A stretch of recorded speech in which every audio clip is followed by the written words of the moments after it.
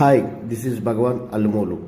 June 29 ఆదివారం నాడు నా పుట్టినరోజున నా ఫ్రెండ్స్ అందరూ నాతో ఉండటం, నాతో ఈ సెలబ్రేషన్స్ చేసుకోవటం నాకు చాలా ఆనందంగా ఉంది. ఈ పుట్టినరోజుని నేను ఎప్పటికీ మర్చిపోలేను.